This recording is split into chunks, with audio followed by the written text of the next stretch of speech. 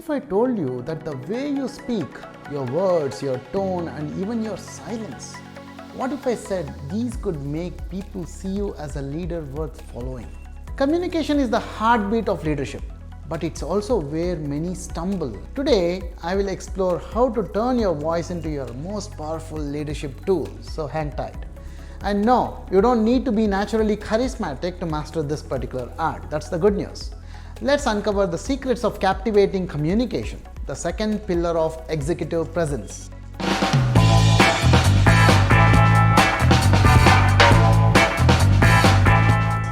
I'm pretty sure you must have watched my earlier video on gravitas. This is the second part to it. Executive presence is that magnetic quality that separates influential leaders from the rest.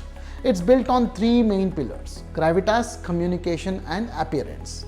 Communication, which is often underestimated, is where exactly leadership comes truly alive. Over a decade ago, communication was largely about commanding a room. It was mostly about delivering messages with extreme clarity and with confidence and also with precision. Leaders such as Nelson Mandela exemplified this requirement with his quiet, deliberate cadence that resonated deeply with audiences worldwide. Effective communication wasn't about being the loudest, it was always about being most compelling. Today, these principles remain very vital, but the landscape has totally changed. Today, communication isn't about confining to physical rooms. It spans virtual spaces, global teams, and also the digital platforms. Leaders must now adapt these timeless skills to new challenges, such as maintaining engagement over the video call, or even navigating diverse cultural expectations and also fostering connection in hybrid environments. The ability to command attention is no longer just about speaking. It's about creating connection across every single medium out there.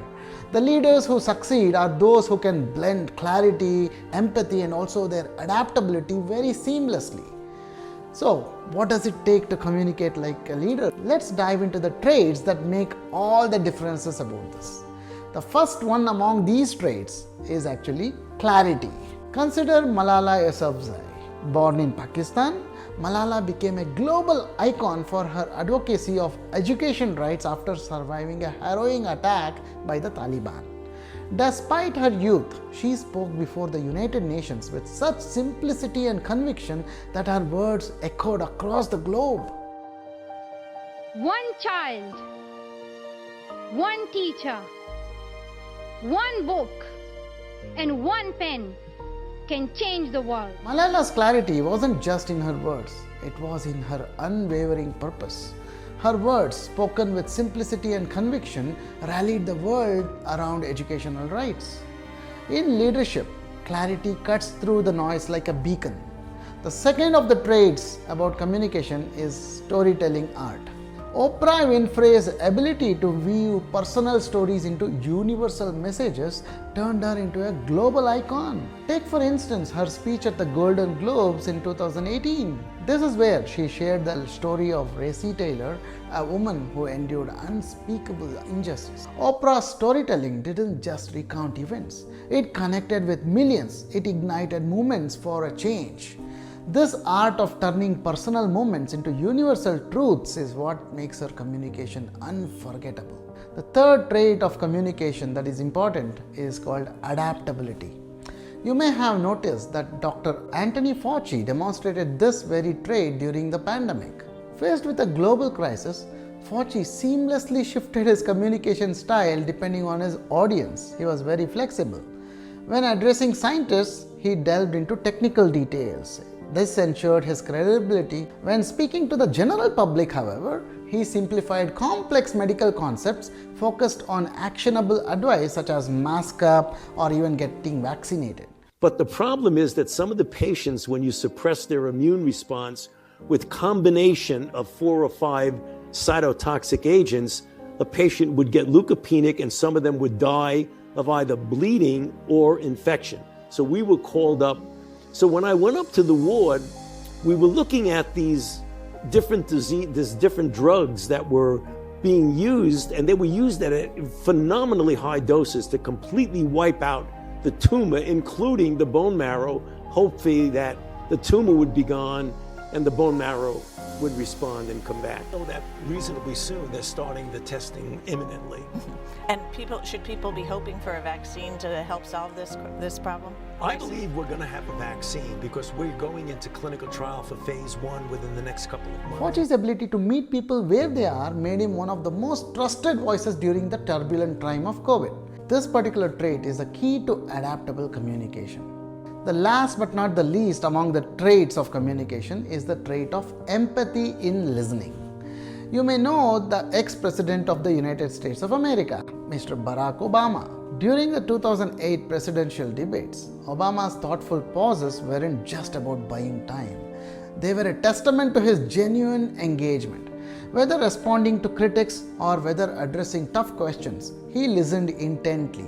He often repeated parts of the question to show his understanding before he offered measured, empathetic responses. It was no wonder that he earned respect across party lines, which ultimately made him a unifying figure in a polarized environment. Senator Obama was wrong about Iraq and the surge. He was wrong about Russia when they committed aggression against Georgia. And in his short career, he does not understand our national security challenges. We don't have time for on-the-job training, my friend. Senator Obama, the economic constraints on U.S. military action around the world. Well, Senator McCain in the last debate and today again suggested that I don't understand. It's true. There's some things I don't understand. I don't understand how we ended up invading a country that had nothing to do with 9/11. While Osama bin Laden and Al-Qaeda are setting up base camps and safe havens to train terrorists to attack us. His thoughtful pauses in debates, this had shown his genuine engagement with his opponents. It earned him respect across party lines. These traits of leaders actually transform words into tools of influence. Even the most promising leaders stumble in communication. Let us consider two leaders, Emily and James, in our story here. And let's see how they overcame their challenges to become exceptional communicators. Emily's challenge was that she was overcomplicating messages. Emily was a team leader at a bustling marketing firm in New York City. She was a high achiever and she was known for her expertise, but often she struggled during team meetings. Her verbose updates, filled with excessive data points, overwhelmed her team. Despite her technical knowledge, Emily's lack of brevity became a hurdle for her leadership journey. She would overload her team with data during the meetings, and as a result, she just lost their attention each time when she did so. Her breakthrough actually came when she started using the rule of 3. She started distilling her updates into 3 key points each time. Simplicity became her strength after that, and this allowed her ideas to land with greater impact. James, on the other hand, he was a mid-level executive in a tech company in Silicon Valley. He had a sharp analytical mind, but he struggled to connect with his audience during his presentations. His reliance on bullet-pointed slides actually made his talks feel like very mechanical and also very uninspired. James knew that his ideas were extremely valuable, but actually his delivery often fell flat. It left him frustrated all the time. James' challenge was that he was failing to engage the audience. James was someone who often began presentations with a bullet point slide. This actually left his audience unmotivated when he presented them, because it's boring, is it not? How would you feel if you were being presented over boring bullet point based presentation? So, after watching a TED talk by Brené Brown, James realized the power of storytelling. He began weaving personal anecdotes into his own pitches, and this immediately started captivating his audience, and this then made them cultivate genuine connection with this particular person. So, how did both Emily and James then improve? How did this transformation really happen in them? Let me explain this in a little more detail. You see, both Emily and James turned their setbacks into their own strengths. This they did through their hard efforts and deliberate practice. There were absolutely no shortcuts there, just know this. Emily recorded her own presentation and she reviewed them critically. Rehearsing and reflecting is exactly what she did. With this, she was able to identify areas for her own improvement. This particular habit built her confidence over time eventually.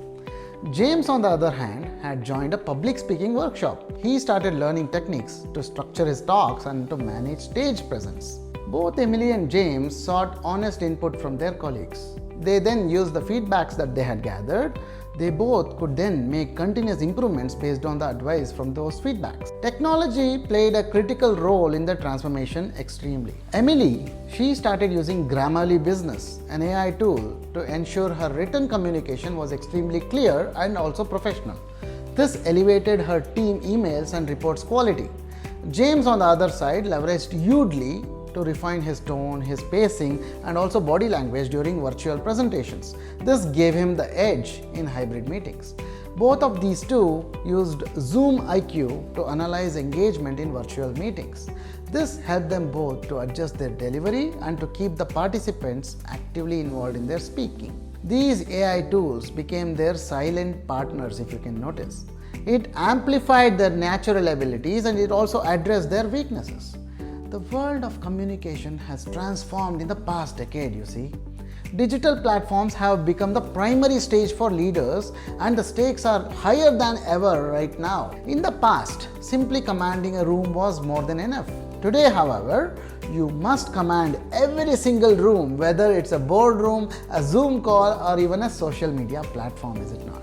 Even the richest man on earth, Elon Musk, he uses Twitter now, called X, not just for announcements, but to shape narratives and also to influence public opinion. If you Google Elon Musk, I think you have 156 million search results. Really? 76 million Twitter followers. You're definitely one of the most popular people on earth. Is popularity a pleasure or a liability for you? Well, it makes it difficult to go buy a coffee at the corner store, that's for sure. So it's hard to go around places, you know. I used to be able to just, you know, go to the store or walk down the street, and now it's quite difficult to do that. It's hard for me to go to a restaurant, and if I do, I just try to find a corner table that's kind of dimly lit or something where I can sort of stay out of it. So if Elon Musk needs it, obviously we all do, is it not? This particular shift means that leaders must master hybrid communication. They need to seamlessly blend in personal charisma along with digital savviness. Those who adapt, they only thrive. Those who don't, they risk becoming irrelevant. Survival of the fittest is survival of the most adaptable. Communication is the bridge between ideas and actions. The great leaders, Malala, Oprah, and Fauci, show us that it's not just about being perfect. It's about being authentic. Now, here is your challenge. Can you identify one communication skill for yourself to improve upon? Whether it's clarity or storytelling or adaptability, choose one which you want to refine in yourself. Use the tips and tools that I just shared earlier and commit to improving it over the next 30 days. Please remember, your voice is your legacy. So, speak with intention and please connect with empathy and lead with impact. Never forget this. Leadership begins with listening, it thrives with clarity and resonates through connection. So, let your voice inspire people. Have a good one.